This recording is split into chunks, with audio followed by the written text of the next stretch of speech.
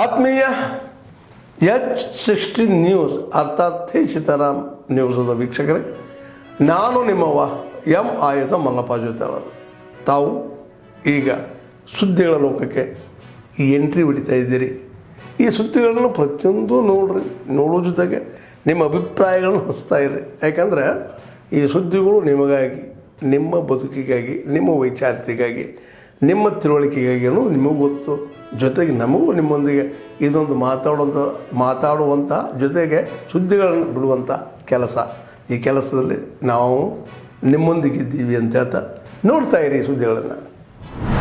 ದೇಹದ ಅಡಿಯಲ್ಲಿ ನೋಡಬೇಕು ಅಂತ ಆಸೆ ಪಡ್ತೀನಿ. ಅದಕ್ಕೋಸ್ಕರ ಫಿಟ್ನೆಸ್ ಮೇಂಟೈನ್ ಮಾಡಲಿ ಅಂತ ಈ ಮೂಲಕ ಆಶಿಸ್ತೀನಿ. ಅವ್ರ ತಂದೆ ಆಸೆ ಅವ್ರ ಮಗ ಈಡೇರಿಸಲಿ ಅಂತ ಕೇಳ್ಕೊಳ್ತೀನಿ. ದಾವಣಗೆರೆಗೆ ಬಂದಿರೋದು ಈ ಕಾರ್ಯಕ್ರಮಕ್ಕೆ ಗೆಸ್ಟ್ ಆಗಿ ತುಂಬ ಹೆಮ್ಮೆ ಇದೆ. ನಮ್ಮ ಈಗ ನಿಮ್ಮ ಪ್ರಶ್ನೆ ಕೇಳಿ ಸರ್, ಏನಿದೆ ಸತ್ಯ ಹೇಳ್ತೀನಿ. ಪ್ರಮಾಣ ಮಾಡ್ತಾರೆ ಗೊತ್ತಾ ಭಗವದ್ಗೀತೆ ಥರ, ನಿಮ್ಮ ಮುಂದೆ ಸತ್ಯನೇ ಹೇಳ್ತೀನಿ. ಹೇಳಿ, ಜುಲೈ 22 ಏನಾಯಿತು ಅಂತೆಲ್ಲ ಒಂದು ವಿಷಯ ಹೇಳ್ತೀನಿ ಕೇಳಿ. ಖಂಡಿತ ಅದು ಒನ್ಸ್ SP ಕರೆದು ನೋಡಿ ಸರ್, ಇಷ್ಟೇ ವಿಷಯ. ನಾವೆಲ್ಲ ಕಲಾವಿದರು, ಕೆಲವೊಂದು ಆಗಬಾರ್ದು ಆಗಿದೆ. ಈಗ ಈ ಪ್ರೀತಿಯಿಂದ ಕರೆದಾಗ ಬಹಳ ಪ್ರೀತಿ, ರಾಖಿಯವರು ಪ್ರೀತಿಯಿಂದ ಕರೆದಿದ್ದಾರೆ, ಬಂದಿದ್ದೀವಿ. ಏನಕ್ಕೆ? ವಿಶ್ವಾಸಕ್ಕೆ ಬಂದಿರೋದು. ಸೊ ಹಂಗಿದ್ದಾಗ ಎಲ್ಲೋ ಒಂದು ಕಡೆ ಆಗಬಾರ್ದು ಒಂದಷ್ಟು ಘಟನೆ ನಡೆದಾಗ ತುಂಬ ಜನ ದೊಡ್ಡವರು ಸಹಿತ ಫೋನ್ ಮಾಡಿದ್ರು. ಯಾಕೆ ನಾನು 22, 24 ರಕ್ಷಕ್ಕೆ ಒಂದು ಮಾತು ಹೇಳೋಕ್ಕೆ ಇಷ್ಟಪಡ್ತೀನಿ. 22, 23, 24 ಯಾವ ವಿಷಯನೂ ಹೊರಗಡೆ ಬರ್ದಿದ್ದಾಗ ಬಹಳ ಪ್ಲಾನಾಗೆ ನಾನು ಹ್ಯಾಂಡಲ್ ಮಾಡಿದೆ. ಯಾಕೆಂದರೆ ನನ್ನ ಉದ್ದೇಶ ಯಾರಿಗೂ ತೊಂದರೆ ಮಾಡೋದಲ್ಲ.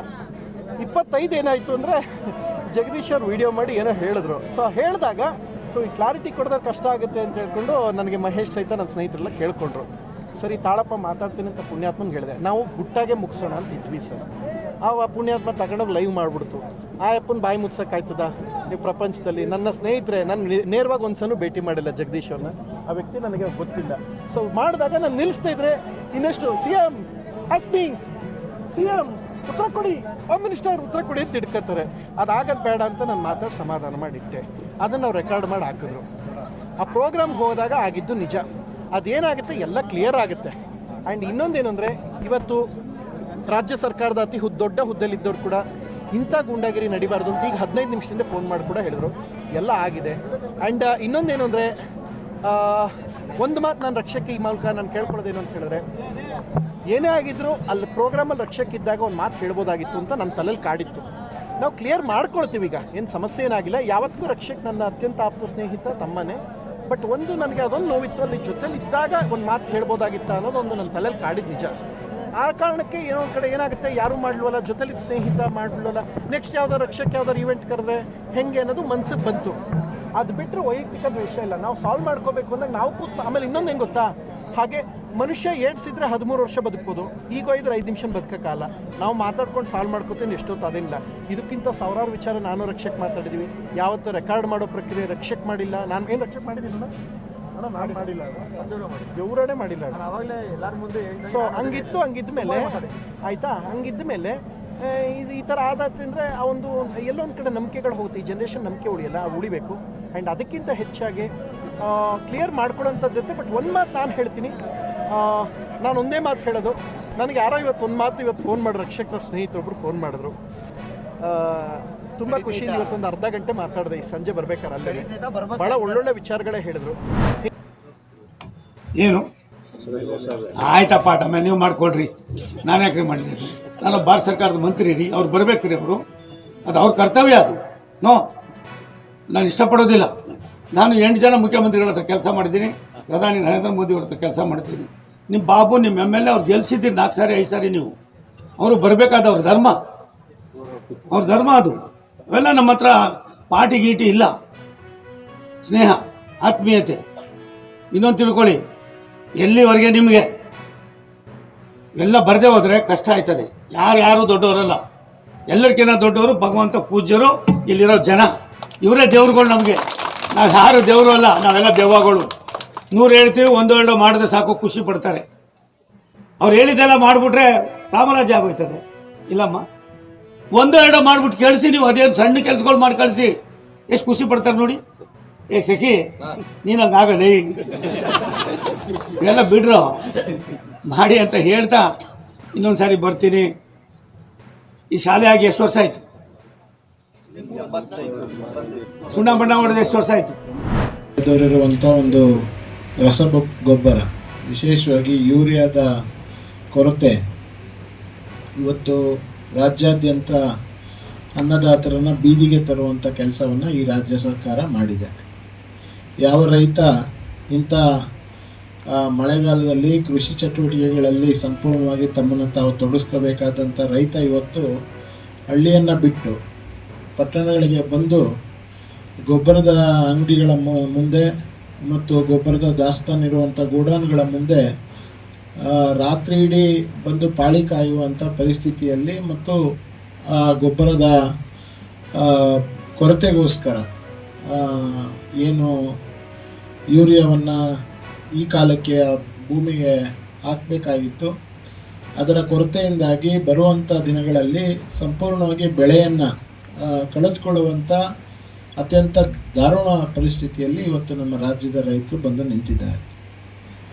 ಇದಕ್ಕೆ ಸಂಪೂರ್ಣವಾದಂಥ ಹೊಣೆಗಾರಿಕೆಯನ್ನು ಈ ರಾಜ್ಯದ ಮುಖ್ಯಮಂತ್ರಿಗಳಾದಂಥ ಸಿದ್ದರಾಮಯ್ಯನವರು ಮತ್ತು ಕೃಷಿ ಇಲಾಖೆ ಸಚಿವರಾದಂಥ ಚಲುವರಾಯಸ್ವಾಮಿಯವರು ಇವರು ಹೊರಬೇಕಾಗತ್ತೆ. ಇವತ್ತು ರಾಜ್ಯದಲ್ಲಿ ಕೃಷಿ ಇಲಾಖೆ ಇದೆಯೋ ಇಲ್ಲೋ ಅನ್ನುವಂಥ ಪರಿಸ್ಥಿತಿಯಲ್ಲಿ ಕೃಷಿ ಇಲಾಖೆ ನಡೀತಾ ಇರುವಂಥದ್ದು ಮತ್ತು ನಮ್ಮ ಮುಖ್ಯಮಂತ್ರಿಗಳು ತಮ್ಮ ಕುರ್ಚಿಯ ಉಳಿವಿಗೋಸ್ಕರ 10 ಬಾರಿ ದೆಹಲಿಯ ದಂಡಯಾತ್ರೆಯನ್ನು ಕಳೆದ 3-4 ತಿಂಗಳಿಂದ ಮಾಡ್ತಾ ಇದ್ದಾರೆ. ಬಿಟ್ಟರೆ ನಮ್ಮ ರಾಜ್ಯದ ರೈತರಿಗೆ ಏನು ಬೇಕಾಗಿದೆ, ನಮ್ಮ ರಾಜ್ಯದ ರೈತರಿಗೆ ಮುಂಗಾರಿನ ಬಿತ್ತನೆ ಕಾಲದಲ್ಲಿ ರಾಜ್ಯದ ನಿರೀಕ್ಷೆಗೆ ತಕ್ಕಾಗೆ ನಮ್ಮ ಹತ್ರ ಏನು ರಸಗೊಬ್ಬರದ ದಾಸ್ತಾನು ಇರಬೇಕು ಮತ್ತು ಅದನ್ನು ಸೂಕ್ತ ರೀತಿಯಲ್ಲಿ ವಿತರಣೆಯನ್ನು ಹೇಗೆ ಮಾಡಬೇಕು ಅನ್ನುವಂಥ ಕಿಂಚಿತ್ ಕಾಳಜಿನೂ ಕೂಡ ಮಾನ್ಯ ಮುಖ್ಯಮಂತ್ರಿಗಳು ಮಾಡುವಂಥ ಪ್ರಯತ್ನವನ್ನು 10 ಬಾರಿ ದೆಹಲಿಗೆ ಅವರು ಹೋದರೂ ಕೂಡ ತಮ್ಮ ಪಕ್ಷ, ತಮ್ಮ ಕುರ್ಚಿ, ತಮ್ಮ ಅಧಿಕಾರವನ್ನು ಹೇಗೆ ಹಿಡಿದಿಡ್ಕೋಬೇಕು ಅನ್ನುವಂಥ ಅಷ್ಟೇ ಪ್ರಯತ್ನಗಳನ್ನು ಅವ್ರು ಮಾಡಿದ್ದಾರೆ. ಬಿಟ್ಟರೆ ಈ ರಾಜ್ಯದ ರೈತರ ಪರವಾಗಿ ಒಂದೇ ಒಂದು ಅಕ್ಷರವನ್ನು ಕೂಡ ಮಾನ್ಯ ಮುಖ್ಯಮಂತ್ರಿಗಳು ಅಧಿಕಾರಿಗಳ ಜೊತೆಗೂ ಕೂಡ ಚರ್ಚೆ ಮಾಡಲಿಲ್ಲ. ಸೊ ಅದರಲ್ಲಿ ನಾನು ಈ ಥರ ಶಿಬಿರಗಳನ್ನು ಸಹ ಹಮ್ಮಿಕೊಂಡಿರೋದು ಭಾಳ ಕಡಿಮೆ. ಅಂಥದ್ರಲ್ಲಿ ನಮ್ಮ ದಿನೇಶ್ ಗೌಡ್ಗೆರೆ ಮತ್ತು ಅವರ ಎಂಟೈರ್ ತಂಡ ಇವತ್ತು ನಮ್ಮ ಮಾಧ್ಯಮ ಮಿತ್ರರು ಒಂದು ರೀತಿ ಬಹಳ ಕ್ರಿಯಾಶೀಲವಾಗಿ ಬರೀ ಅವರು ಮಾಧ್ಯಮ ಬರೀ ಸುದ್ದಿಯ ವಿತರಣೆ ಅಲ್ಲ, ಜೊತೆಗೆ ಸಾಮಾಜಿಕ ಒಂದು ಕಾರ್ಯವನ್ನು ಸಹ ಮಾಡಲಿಕ್ಕೆ ಬಹಳ ಉತ್ತಮವಾದಂಥ ಮನಸ್ಸನ್ನು ಹೊಂದ್ಕೊಂಡು ಸಹಕಾರದೊಂದಿಗೆ ಮಾಡ್ತಿದ್ದಾರೆ.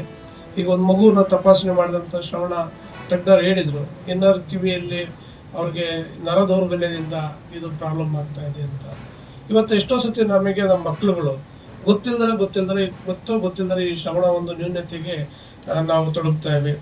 ಅತಿಯಾದಂಥ ಶಬ್ದ ಮಾಲಿನ್ಯ ಇರ್ಬೋದು, ಅಥವಾ ಆನುವಂಶಿಕವಾದಂತಹ ಕಾಯಿಲೆಗಳು ಇರಬಹುದು, ಅಥವಾ ಏನು ತಾಯಿಯ ಒಂದು ಮಗು ತಾಯಿ ಹೊಟ್ಟೆ ಒಳಗಿರುವ ಸಂದರ್ಭದಲ್ಲಿ ಸರಿಯಾದ ತಪಾಸಣೆಗಳದಿಲ್ಲದೆ ಅಥವಾ ಸರಿಯಾದ ಸಮಯದಲ್ಲಿ ಚುಚ್ಚುಮದ್ದುಗಳು ಅಥವಾ ಮಾತ್ರೆಗಳು ಅಥವಾ ಪೌಷ್ಟಿಕ ಆಹಾರಗಳ ಕೊರತೆಯಿಂದ ಈ ರೀತಿಯಾದಂಥ ಶ್ರವಣವಾದ ನ್ಯೂನತೆಯನ್ನು ನಾವು ಕಾಣ್ತೀವಿ.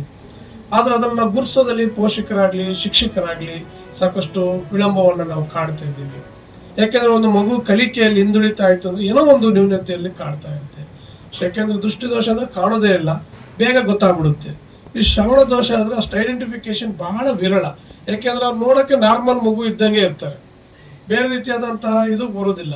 ಬಟ್ ಅಷ್ಟು ಆಕ್ಟಿವ್ನೆಸ್ ಇರೋದಿಲ್ಲ, ಅಷ್ಟು ಪಾಸಿಟಿವ್ನೆಸ್ಸು, ಪ್ರತಿಕ್ರಿಯೆ ಅಂತ ನಾವೇನು ಕರಿತೀವೋ ಅದು ಇರೋದಿಲ್ಲ.